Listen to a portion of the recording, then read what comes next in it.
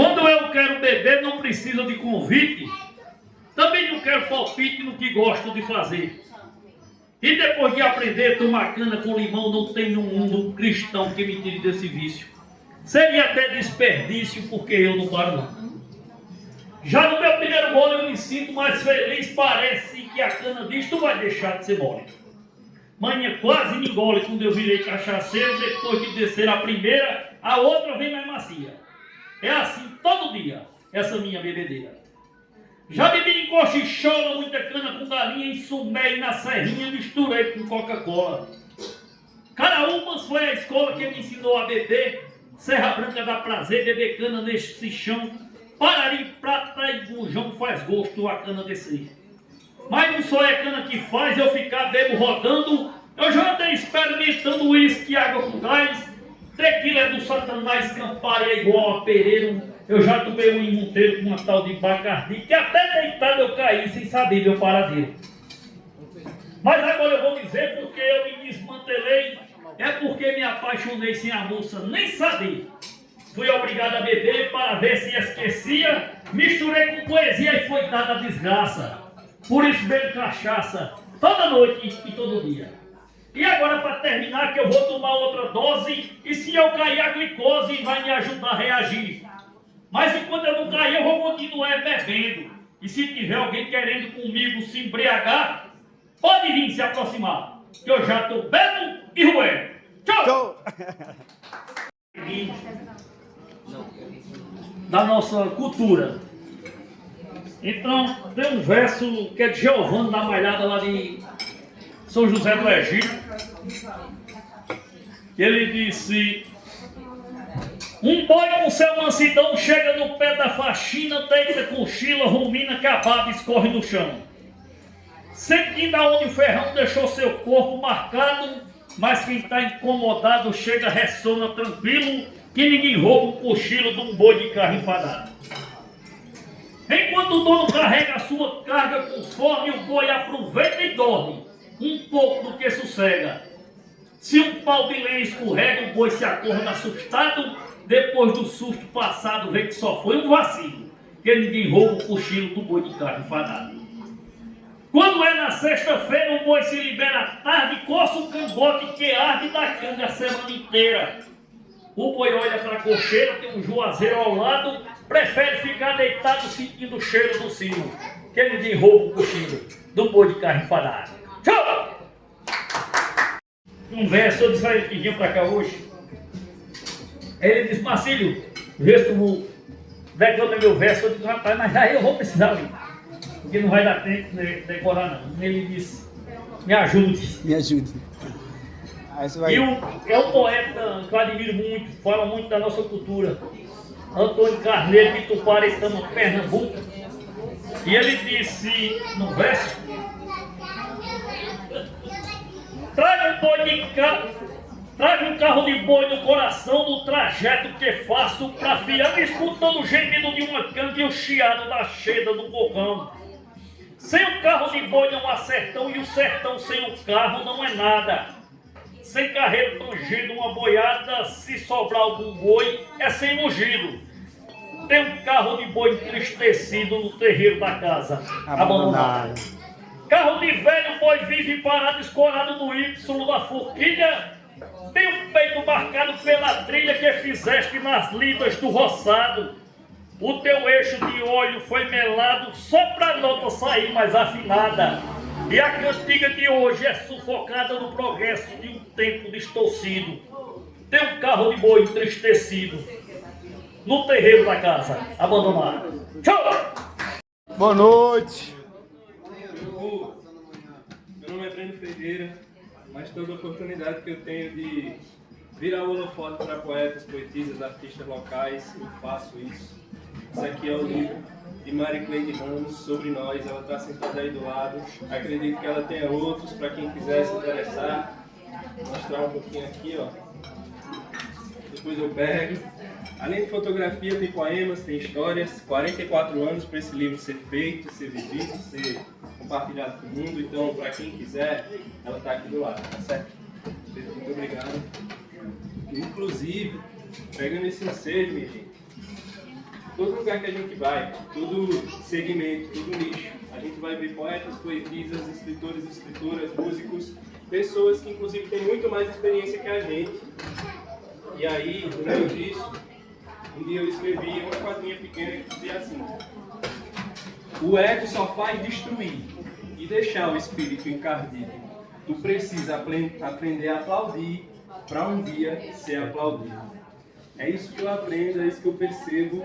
Inclusive, Val, que está ali do lado, eu acho tão maravilhoso que ele escreveu uma linha que não era nem o final. Mas eu nunca mais esqueci, todas as vezes que eu vejo ele eu falo isso, eu vejo Severino Pedro dizer, você fala isso para ele, que ele fala, ser destaque não é minha meta. E o resto ele persegue lá com sua estrofe, e a estrofe eu não vou lembrar. Mas essa linha, ser destaque não é minha meta, eu nunca mais esqueci. Então isso é maravilhoso, e essa capacidade de usar, que é a palavra, que é a arte dele, de em poucas palavras marcar a gente para sempre, eu acho que é isso que é tão encantador dela. Mas agora que eu já falei algumas outras coisas que não estavam planejadas, queria dizer para vocês, cada pessoa tem a sua história, cada pessoa tem as suas marcas, seus caminhos, suas palavras, das quais viram aqui. E aí eu fiquei pensando três que, se puder deixar uma marca, uma lembrança de quem é Breno, com certeza vai ter essas três, certo? Principalmente na minha escrita, que é poesia, Deus e amor, tá certo? E sobre a poesia, um dia eu escrevi: eu tenho... Rapaz, deixa eu lembrar isso aqui, impressão. Eu tenho uma impressão, mas posso estar me enganando. As palavras da criação, o Pai falou rimando. Eu acho que a satisfação que a gente sente quando a gente vê uma terminação encaixar com a outra e a mensagem ser passada é tão profunda, tão sincera, tão espiritual, que eu acredito que as palavras da criação, Deus falou rimando. Mas aí é uma impressão, não tem uma base teológica, artigos acadêmicos para comprovar, é só meu sentimento mesmo. Além disso, Pedro Poeta diz que todas as pessoas que chegam no podcast dele, ele pergunta o que é a poesia. O que é a poesia? O que é a poesia? Para você, o que é a poesia? Não é isso? Virou um clássico. E um dia ele escrevia assim: o que é a poesia? Outro dia me fizeram essa questão. Sobre isso eu te diria: poesia é a vida em cada ação. É determinação para seguir firme e forte na tua missão. Gentileza, imaginação, golpes de karatê e fios de macarrão. Por isso mesmo eu te falo que ela é quem traz a cura do meu coração. Mesmo doente, intercalo, rimas são médicas que só trabalham de plantão. Mas arte e loucura é que compõe essa visão. Paz é o que encontra um vulcão em erudição. Esse aí seria o segmento poesia, que com certeza faz parte da minha vida. O outro seria Deus, a espiritualidade, que eu tenho encontrado há 2 anos e tem mudado todas as áreas da minha vida. E uma delas é assim: a fé é uma questão pessoal, que não há idade para largar. Para mim, o Pai Celestial é o início, o caminho e a chegada. É isso que ele tem me mostrado a cada dia, que ele é o início, o caminho, a chegada, apesar de eu saber que é pessoal e que não há idade para largar, tá certo? Além disso, o último segmento é amor. Quando eu paro para olhar meus últimos escritos dos últimos anos, eu vejo um momento que eu estou falando de arte, um momento que eu estou falando de solidão, um momento que eu estou falando de Deus e um momento que eu estou falando de amor. E o amor é o que tem mais passado pela minha mente, pelo meu coração, pela minha vida, depois que eu conheci minha namorada, e ela tem me feito muito feliz. E aí eu queria compartilhar 2 escritos que eu fiz depois que eu conheci ela e ela me inspirou. Um deles é: nesse mundo terra de ninguém, onde o amor desistiu e perdeu, encontrou uma fagulha de bem, quem tem alguém para chamar de seu. Depois que eu encontrei ela, eu percebi que eu encontrei a minha fagulha de bem nesse mundo que é uma terra de ninguém, tá certo? E o outro, um dia a gente estava conversando sobre o peso de chamar alguém de amor. E eu disse para ela, ó, eu não sei se eu... Não sei. Essa questão do chamar de amor, para a gente não banalizar essa palavra tão profunda. Mas eu posso dizer então para você que no dia que eu te chamar de amor, você pode ter certeza dessas coisas que eu vou te dizer agora. E eu disse para ela assim: quando eu te chamar de amor, você pode ter certeza de que és minha alegria, de que és minha tristeza, de que és gota de chuva, mas pode ser correnteza, que presente és alegria, que distante és tristeza, que tarefas impossíveis para nós vira moleza, que demônios da Tasmânia podem agir com sutileza e que sim, a atitude é a casa da beleza. Poesia, Deus, amor. Se vocês ficarem com um pouquinho da minha história, vai ser um pouco disso. Muito obrigado. Respondendo a pergunta o que é poesia, né? A poesia tem um ponto feito doce na panela, bota letra, tira letra, mexe, tempera ela, enche o peito o autor e, se for declamador, incorpora, adentra. Né? Então a poesia é isso, né? Tem várias vertentes de se escrever. Se escreve por sentimentos, escreve por encomendas, escreve por narrativas. Você tem várias situações de escrever. Então o cordelista, ele procura espaço dentro dos assuntos pela sua inspiração ou pela sua necessidade de fazer algum poema. O poema que eu vou declamar agora, que a sugestão de que tem uma frase, é uma resposta a uma universitária que foi me pesquisar como eu fazia um poema. E eu dei a resposta para ela, mas não me convenci da resposta. E disse a ela: vou fazer um poema dizendo como é que eu faço um poema. Então cabe essa frase dizendo assim: sei que sou um pequeno poeta, na declamação bastante limitado. Não sei declamar improvisado, não escrevo palavra correta, ser destaque não é minha meta, acento e vírgula eu anulo, dicionário não folheio, não bulo, gosto de poesia com rima, no meio, embaixo e em cima, ouço, mastigo e engulo. Comparo ela ao casulo, na massa e setosa do carinho, igualmente ao piso de um ninho, namoro das aves no escuro, sem parede, sem sigilo e sem muro, tornando o abstrato visível, visualizando o invisível na velocidade do pensamento, se envolver pelo envolvimento. Na poesia isso é possível. É também um ótimo combustível na réstia sombreada de solidão, caneta, papel, um borrão, o autocrítica infalível. Lixeiro ao lado insensível, acolhe um sentimento amassado, recupera um poema arriscado, para outro papel se copia, é assim que faço. Poesia, forço a mente, mas não sou forçado. Sou muito bem recompensado ao ver o sorriso de alguém. Um tímido aplauso me faz bem, é melhor do que dinheiro cobrado. Poeta, por poetas, ser chamado. A poesia é gratificante, intermediá-la sou traficante. De um tráfico que não existe crime, na cumplicidade de um regime de poeta oculto e atuante. Separar vogal de consoante, juntar consoante e vogal, mexer na concordância verbal, no trágico e no comediante, na oscilação incessante, no completo ou quase perfeito, a poesia surge de algum jeito. É a obra orgulhosa do autor que sai à procura de leitor, assim que seu poema é feito.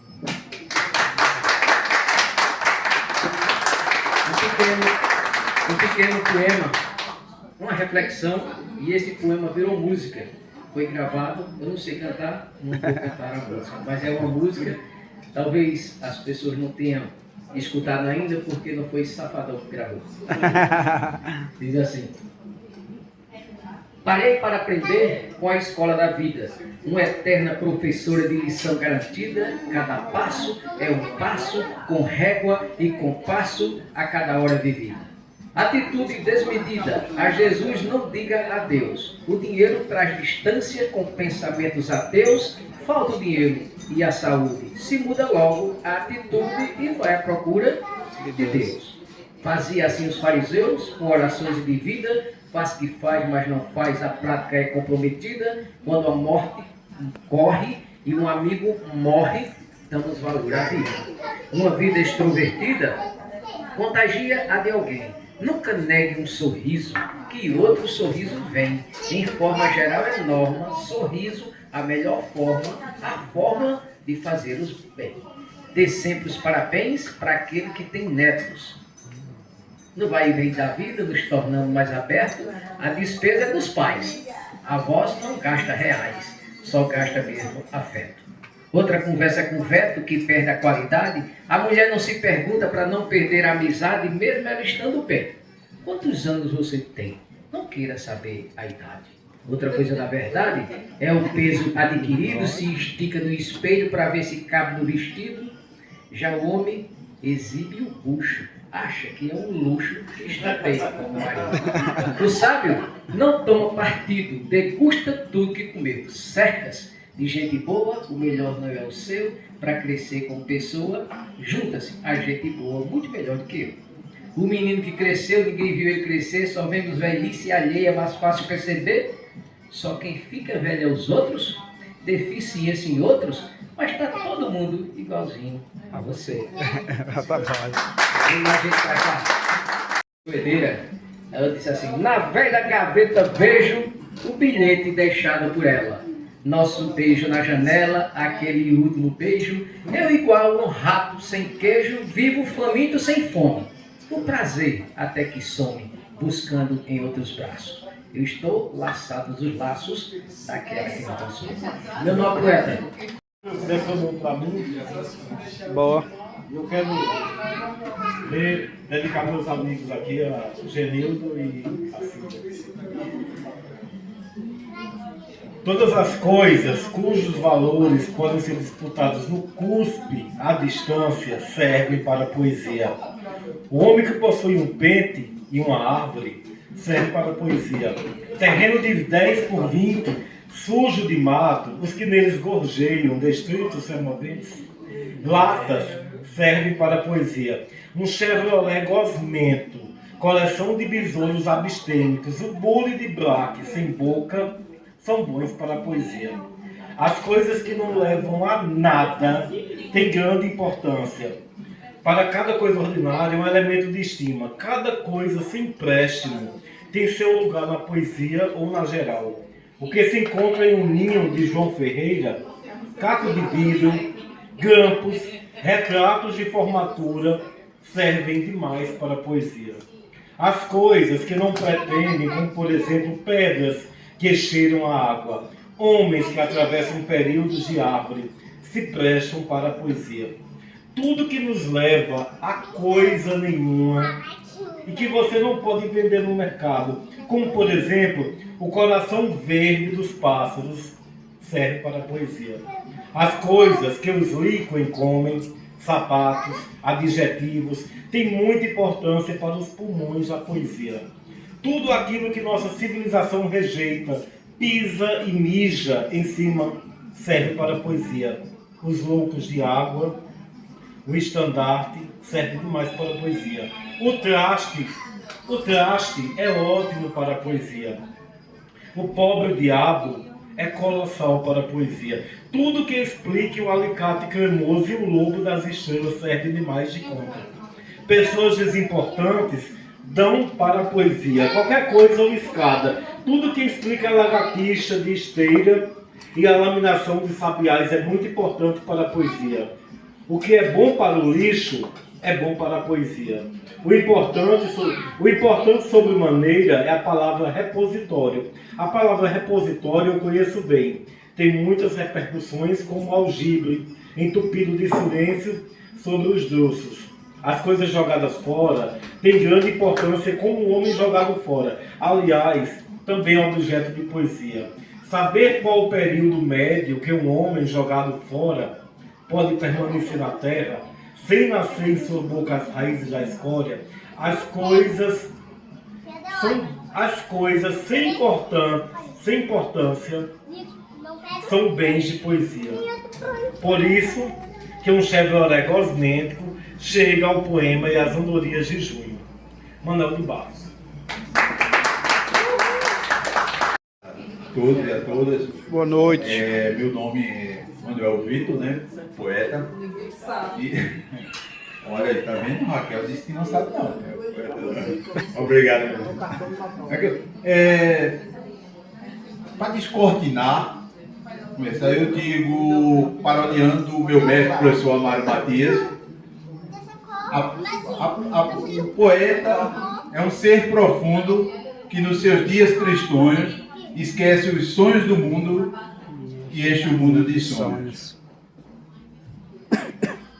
E eu fiz, falando sobre a poesia, eu escrevi um poema que tem como título A Poesia. Não consta de palavras que se diz a esmo. É um sentimento profundo que nasce dentro de si mesmo. É a maneira de um poeta poder libertar a alma do corpo através da escrita e mostrar como as palavras podem ser bonitas para quem as lê e nelas acredita. Manuel Vitor. Poeta. Olha, gente, eu não sou como o Walter Bosa, o Pedro Poeta, que o Marcílio, né, são declamadores natos. Não consigo, às vezes, declamar decorando, né? Os meninos aí são muito bons nisso e eu admiro, sou fã deles. É bom.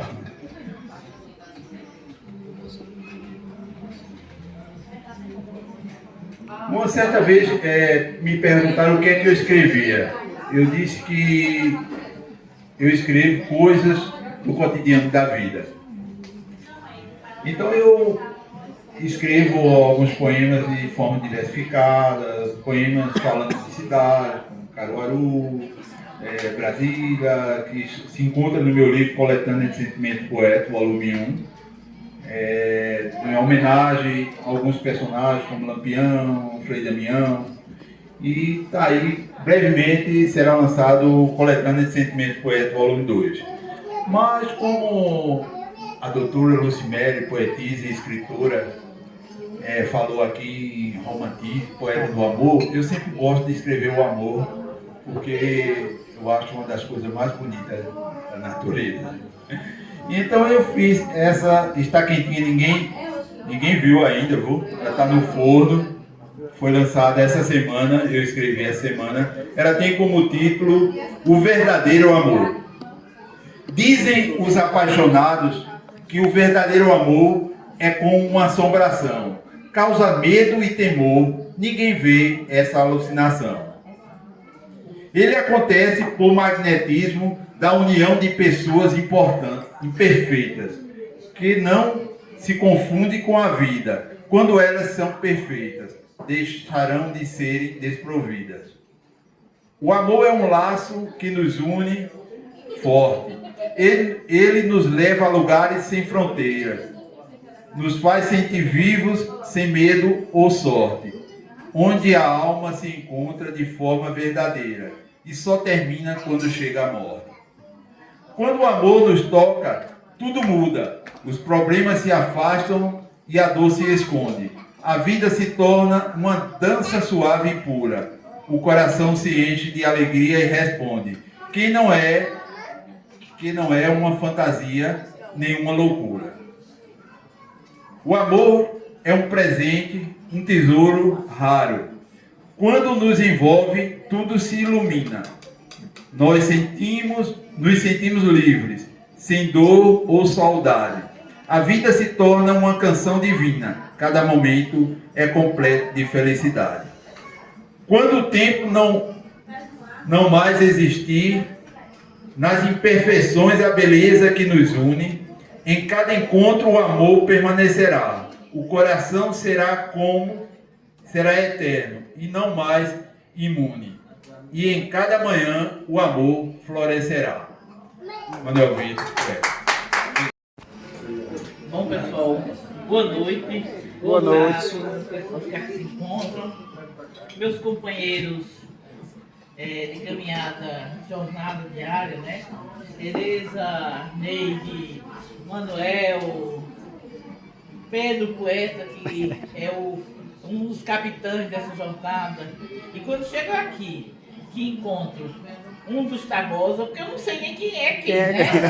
Eu vou dizer é o nome do outro. Mas eu já disse, os Tabosa. Os Tabosa. Quando a gente chega num canto que encontra os Tabosa, a gente se encanta, A porque mesma nós assim, essa mudou que ali. vai vir coisa muito bonita, né?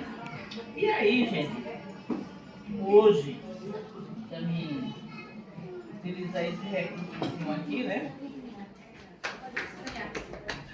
Hoje, especialmente por ser o Dia Nacional da Poesia, e aí foi lançada aqui uma pergunta, né? O que era poesia? Bom, entre nós que cá estamos, eu tenho certeza que se perguntarem a cada um dos que aqui está, vão surgir múltiplas definições, não é? Porque cada um vê o que é poesia, eu acho que a partir do seu próprio universo. Ninguém vê poesia de forma extemporânea, né? É muito mais de algo que está aqui dentro, de algo que vai sair daqui de dentro e que define esse viés, esse olhar de poesia que a gente tem. Especialmente hoje, eu vou fazer uma saudação a alguém que eu sou apaixonada, né? Pela sua história, eu acho que pelo seu... Eu até diria assim, eu não sei nem se ele foi desse jeito, porque hoje ele faria 123 anos, né? Carlos Drummond de Andrade, né? O mineiro que veio lá de Itabira, né? E encantou o mundo. Encantou o mundo não com aquela coisa muito formalizada, muito informada, muito estruturada, né? Tanto é que um dos seus poemas icônicos é exatamente esse que eu vou dizer aqui para vocês em homenagem a Drummond. No meio do caminho. No meio do caminho tinha uma pedra. Tinha uma pedra no meio do caminho. Tinha uma pedra. No meio do caminho tinha uma pedra. Nunca me esquecerei deste acontecimento. Na vida de minhas retinas tão fatigadas. Nunca me esquecerei que no meio do caminho tinha uma pedra. Tinha uma pedra no meio do caminho. No meio do caminho tinha uma pedra. Então vocês imaginem, nos anos 30, mais ou menos, que foi a época em que ele era assim, uma pessoa bastante jovem, se hoje algumas pessoas ficam a questionar o que quer dizer essa pedra. O que é essa pedra? Imaginem nos anos 30, não é, Rosa?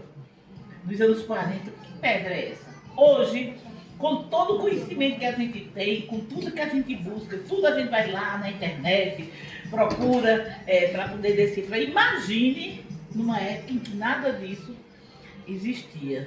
Cada um tinha que decifrar a partir do seu próprio eu, da sua própria interpretação. E aí, de tanto ser questionado, não é, sobre o que era essa pedra nada mais era do que os problemas diários. Aquilo que a gente não consegue fazer, as aspirações, as incertezas, tudo isso era essa pedra aqui descrita num dos maiores, aliás, num dos poemas icônicos do grande, do eterno Drummond de Andrade, né? Essas pedras, então vamos trazer lá dos anos 30, 40 para o século 21, né? Que pedras a gente poderia colocar dentro do poema? Cada um de nós. Quais eram as pedras que hoje? Eu começo por mim. Eu sou uma professora aposentada, advogada, mas agora estou sem fazer nenhuma atividade no mundo jurídico porque resolvi estudar, resolvi cursar um mestrado, né? E estou aí na estrada. E aí, que pedras seriam essas? Então, por exemplo, quando eu vou para a faculdade, nas vezes em que eu fui até Recife, eu ficava olhando que pedras seriam essas que Drummond falou aqui no seu poema No Meio do Caminho. Quantos alunos que vinham até a Universidade Federal, eu estudo no CAC, de regiões altamente periféricas, né, Tereza, que a gente sabe muito bem, muitas vezes pegando carona, muitas vezes de pé. Isso não pesa, né? Quando eu passava naquela área do CAC, onde tem lá as expressões artísticas dos alunos, é uma das áreas, para mim é uma das áreas da minha paixão, né? Eu também ficava lá olhando o que é que cada um queria dizer com aquilo que ali estava. E isso, produto de diversos materiais. Quem já passou pelo CAC da Federal sabe o que é que eu estou falando. E aí, na vida nossa, quem tem, vamos dizer assim, seus amores, sua família com quem mora, eu não tenho, porque a minha família, tá todo mundo criado, todo mundo já seguiu no caminho, né? Aí agora a minha dedicação é pro mim. Por mim. Pra mim. Aí eu fico olhando, quais são as pedras que hoje nós, enquanto seres humanos e macios, teríamos que expressar? Que pedras seriam essas? Tem muitas. Tem, Tem muitas. tem muitas, né? Começa dentro de casa. Pois é. Começa de nós. Os desafios, né? Começa os desafios nossos de cada dia. As insatisfações, as ansiedades, né? As esperas por aquilo que talvez nunca venha ou que venha demais, né? O ter alguém parece um tanto quanto possessivo. Eu não quero dizer o ter alguém que parece assim, aquela coisa de posse, mas o ter alguém, o conviver com alguém.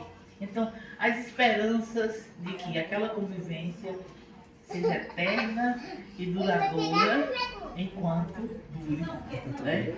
Então, isso é uma pedra, porque gera essa ansiedade. Então, Drummond, salve, salve onde estiveres, foi muito sábio ao escrever no meio do caminho. Bom, pessoal, eu tenho também, isso aqui é de Drummond, né? Por isso que eu fiz essa homenagem. Tem uma ali que eu escrevi, eu ainda não lancei um livro, como tem muitos de vocês aqui que já lançaram, Manuela, Pedro, né? Neide, Breno, né? Eu não. Val, pois é. Eu ainda estou no colo dos outros, eu ainda estou nas coletâneas, né? Então tem uma coletânea que recentemente foi lançada, eu não sei nem onde é que tá aí. Tá aí? Por favor. Obrigada.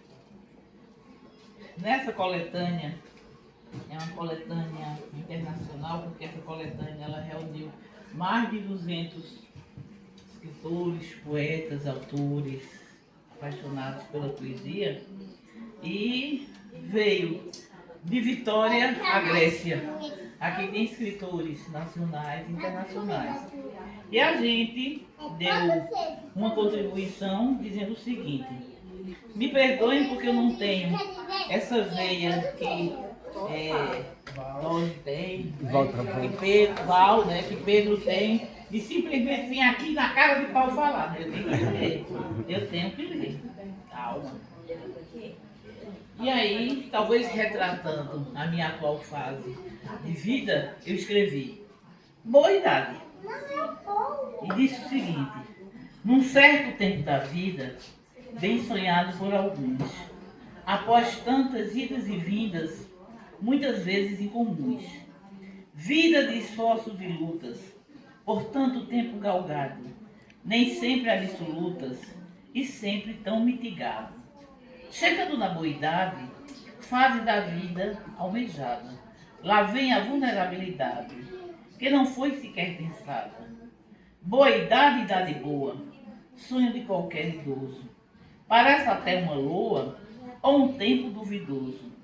E terminando a conversa, eis-me aqui, ó meu povo, com a história controversa de boa idade, seu moço. Gratidão. Boa noite, como Pedro já disse, meu nome é Tereza e eu também vou fazer uma homenagem, né? Vou imitar a Lucimere e aí nós fizemos participamos de uma antologia, né? Nem tudo que há no mundo, acho que foi a antologia 3 ou 4. E aí eu escrevi um diálogo com Drummond, que diz o seguinte: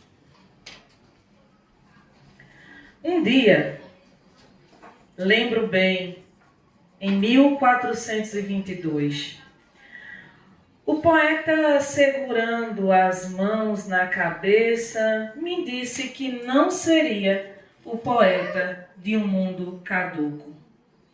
Ele insistia em me dizer que cada vez mais o individualismo tomava conta da humanidade e que era urgente andar de mãos dadas frente às desigualdades que causam sofrimento.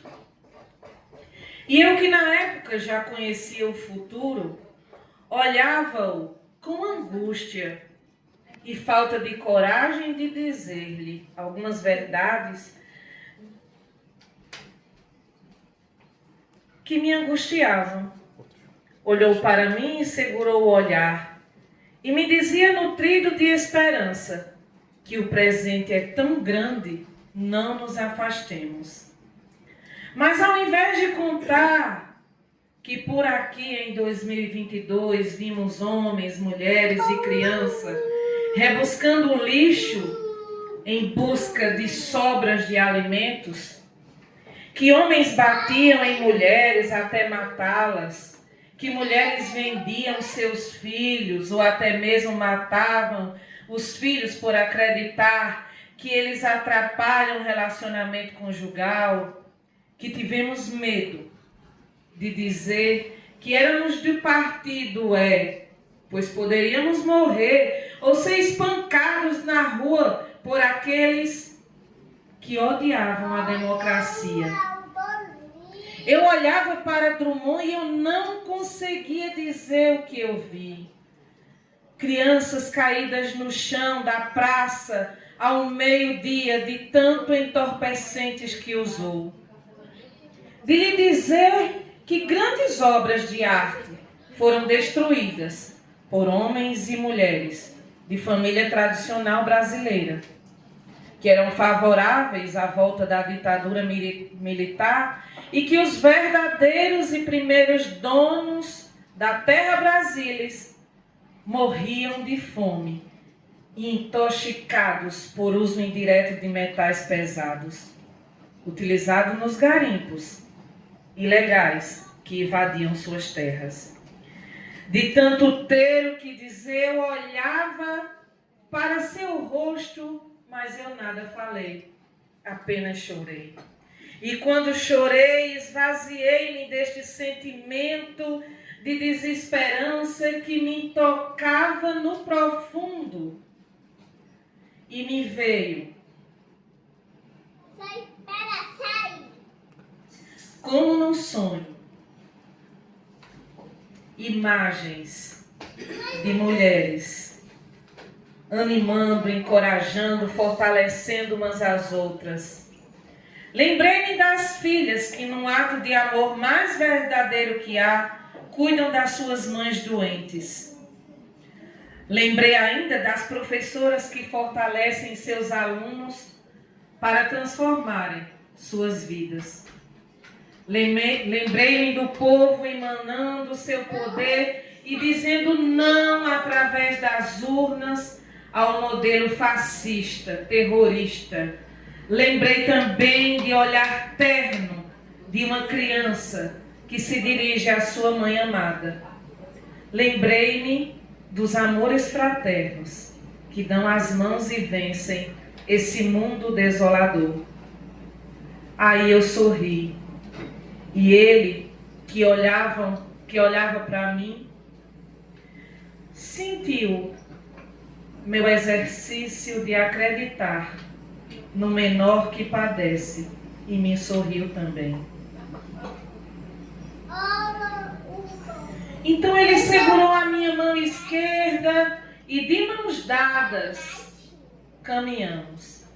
E eu lhe disse também: não serei poeta de um mundo caduco, porque eu sou poeta de um mundo onde o povo se articula e segue buscando, buscando, aprendendo e ensinando a não desistir, jamais a prática de esperançar. Teresa Raquel. Uns vem bonitinho, vem no livro, o outro vem assim, ó. Bom, amanhã a gente inicia o mês de novembro, o mês da consciência negra, né? Eu, Lucimere, Mari Cleide, né? A gente tem uma caminhada, né, aqui na cidade de Caruaru, no Agreste Pernambucano, não é, com essa temática, né, de diversidade, né, de respeito à diversidade. Infelizmente, nós vivemos ainda em uma sociedade que exclui pessoas por sua cor, por religiões que são diversas, né, por toda essa gama de diversidade que existe no mundo. E uma das causas do racismo, né, além da nossa cor, é o nosso cabelo, esses fios de cabelos que são diversos, como tantos que estão aqui hoje. E eu escrevi o seguinte: o meu cabelo é lindo porque está colado em minha cabeça. Uma cabeça que carrega amor, alegria e gratidão. Que importa um cabelo liso se na tua cabeça só carrega rancor, raiva, angústia que transpassa o coração? Eu cresci foi ouvindo que meu cabelo duro é assim, cabelo duro de Pichain. Bailei sem entender e rindo de mim mesmo com a música que dizia: nega do cabelo duro que não gosta de pentear. Eu cresci, sobrevivi e eu tô aqui com meu cabelo de Pichain de sempre. Tô mais forte e mais linda que antes. Tirei a máscara da branquitude, lancei fora a prancha, eu acho lindo a minha trança. E ele encaracolado e às vezes esvoaçado é que me faz feliz. Vejo gente rindo, não ligo. Sei que não entendem que eu sou raiz. Meus antepassados foram açoitados, hoje eu sou livre.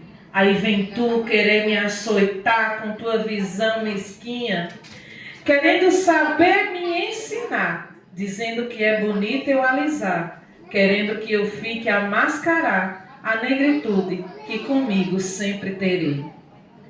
Que fui, que sou, que serei. Não vem querer me dominar, não vivo na escravidão mais. Também não me moldo num padrão. Faço o que quero. Enrolo, aliso, cacheio, entranço, balanço, chateio. Se escovo ou prancho, se cacheio ou entranço, eu sempre sou eu. Negra, bonita e sabida. De braba a tranquila, minha cor me refez. Dá tempo de ler mais um? Venham pra cá. Lucimere gosta, viu, minha gente? Venha pra cá, Lucimere. Venha nele. Laia, lá. La, laia, la, laia. Laia, la, la, laia, laia. Ninguém ouviu um soluçar de dor no canto do Brasil. Um lamento triste sempre ecoou, desde que o índio guerreiro foi pro cativeiro e de lá cantou. Negro entoou um canto de revolta pelos ares, no quilombo dos Palmares, onde se refugiou. Fora a luta dos inconfidentes, pela quebra das correntes, nada adiantou. E de guerra em paz, de paz em guerra, todo o povo desta terra, quando pode cantar, canta.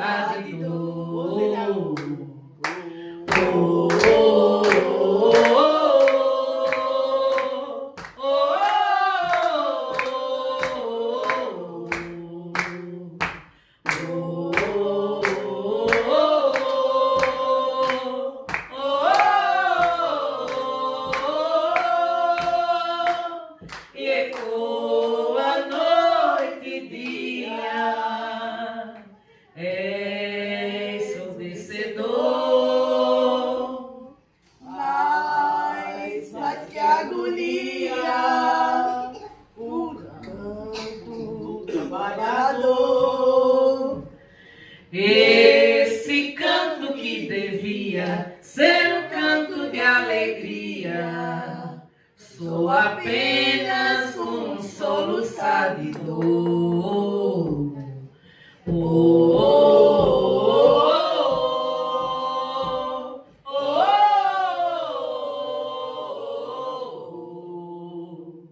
oh, oh,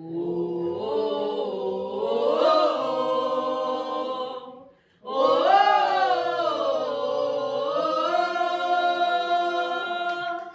Lembramos aqui os pais, as mães das favelas que têm resistido a esse mundo cruel, né? Em nome de criar seus filhos e suas filhas. Aproveito a oportunidade para pedir, né? Tem muita gente se alegrando, né, com tantas mortes lá no Rio de Janeiro. Vamos orar por aquelas famílias, por aquelas crianças que são vítimas dessa sociedade, não é? Que mata mesmo, dessa sociedade que destrói pobres, negros, gays, enfim, todo esse conjunto de diversidade. Falar de poesia é falar de liberdade, é falar de política, é falar de amorosidade, é falar de fraternidade. Vamos refletir sobre o peso das nossas poesias na nossa vida e na vida das outras pessoas. Mari Cleide. Boa noite. Antes de tudo, eu quero explicar porque eu cantei um cântico com a mão assim. Esse é nosso símbolo de resistência. Nós, mulheres negras empoderadas, jamais devemos baixar a cabeça para os senhores de engenho. Pois hoje em dia nos tornamos nossos próprios patrões. E seguiremos sempre à luta, sempre em frente. Pois nada temeremos. E temos que fazer uma coisa, lutar por nossos ideais. Nosso símbolo é resistência. Eu vou declamar aqui um poema que ele virou música.